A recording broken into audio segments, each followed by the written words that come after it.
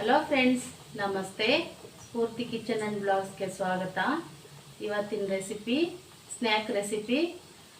ಇದು ಗೋಧಿ ಹಿಟ್ಟಾಗಲಿ ಮೈದಾ ಹಿಟ್ಟಾಗಲಿ ಬಳಸದೆ ಮಾಡಿದಂತಹ ಸ್ನ್ಯಾಕ್ ರೆಸಿಪಿ. ನೋಡೋಣ ಬನ್ನಿ ಯಾವ ಥರ ಮಾಡೋದಂತ.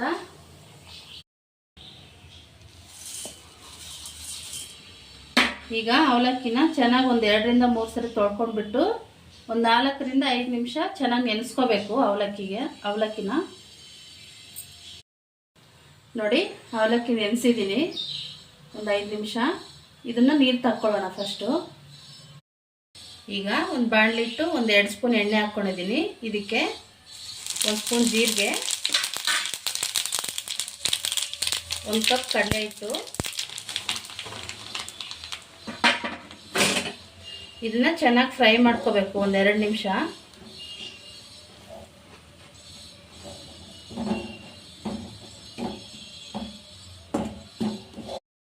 ನೋಡಿ, ಕಡಲೆ ಹಿಟ್ಟು ಚೆನ್ನಾಗಿ ಫ್ರೈ ಆಗಿದೆ. ಇದಕ್ಕೀಗ ಒಂದು 2 ಸ್ಪೂನಷ್ಟು ಕಸ್ತೂರಿ ಮೆಥಿ ಹಾಕೊಳ್ಳೋಣ, ಕ್ರಷ್ ಮಾಡಿಕೊಂಡು.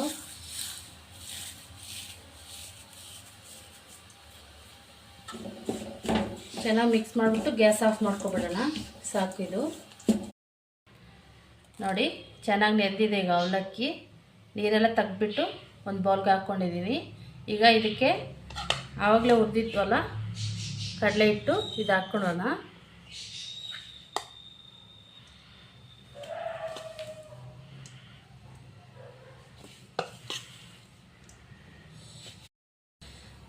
ನೋಡಿ, 1 ಸ್ಪೂನ್ ಬಿಳಿ ಎಳ್ಳಿದು ಹಾಕ್ಕೊಳ್ಳೋಣ. ರುಚಿಗೆ ತಕ್ಕಷ್ಟು ಉಪ್ಪು,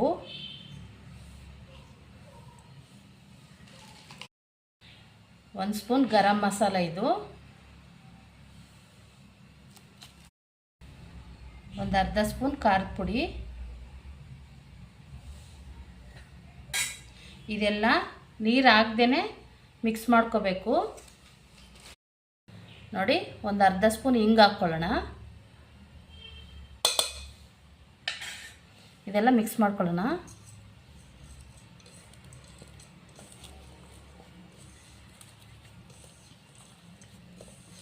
ನೋಡಿ, ನೀರೇನು ಹಾಕೋ ಅವಶ್ಯಕತೆನೇ ಇಲ್ಲ. ಅವಲಕ್ಕಿ ನೆನೆಸಿರ್ತೀವಲ್ಲ ಅದೇ ಸಾಕು.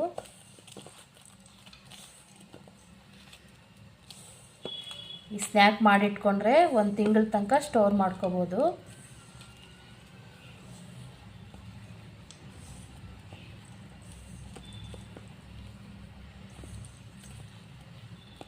ಒಂದ್ಸರಿ ಟ್ರೈ ಮಾಡಿ ಫ್ರೆಂಡ್ಸ್, ಯಾವ ಥರ ಬಂತಂತ ಕಮೆಂಟ್ ಮಾಡಿ.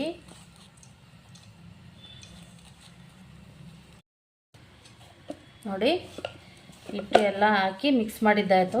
ಈ ಥರ ಬರಬೇಕು. ಸ್ವಲ್ಪ ಕಡಲೆ ಹಿಟ್ಟು ಬೇಕಂದರೆ ಹಾಕ್ಕೋಬೋದು. ಈ ಥರ ಇರಬೇಕು. ನೋಡಿ ನೋಡಿ ಒಂದು ಸ್ವಲ್ಪ ತಗೊಂಡ್ಬಿಟ್ಟು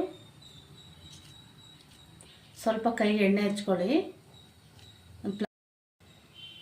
ನೀವು ಯಾವುದಾದ್ರೂ ತಗೊಳ್ಳಿ, ಪ್ಲಾಸ್ಟಿಕ್ ಪೇಪರು, ಅದಕ್ಕೂ ಸಹ ಒಂದು ಸ್ವಲ್ಪ ಎಣ್ಣೆ ಹಚ್ಕೊಂಡ್ಬಿಟ್ಟು ತಟ್ಕೊಳ್ಳಿ.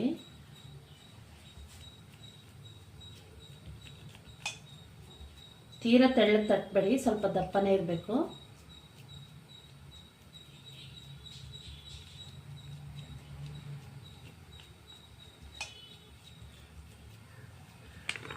ನೋಡಿ, ಇಷ್ಟು ದಪ್ಪ ಇರಬೇಕು. ಎಣ್ಣೆ ಕಾದಿದೆ, ಈಗ ಫ್ರೈ ಮಾಡ್ಕೊಳ್ಳೋಣ.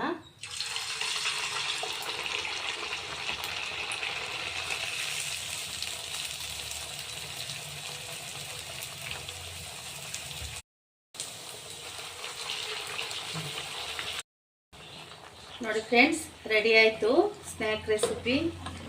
ತುಂಬ ಚೆನ್ನಾಗಿರುತ್ತೆ, ಒಂದ್ಸರಿ ಟ್ರೈ ಮಾಡಿ. ತುಂಬ ಗರಿಗರಿಯಾಗಿ ಬರ್ತವೆ, ಯಾವುದೇ ಹಿಟ್ಟು ಬಳಸದೆ ಮಾಡಿರೋದು. ನಮ್ಮ ರೆಸಿಪಿ ಇಷ್ಟ ಆಗಿದ್ದರೆ ಲೈಕ್ ಮಾಡಿ, ಶೇರ್ ಮಾಡಿ, ಸಬ್ಸ್ಕ್ರೈಬ್ ಮಾಡಿ.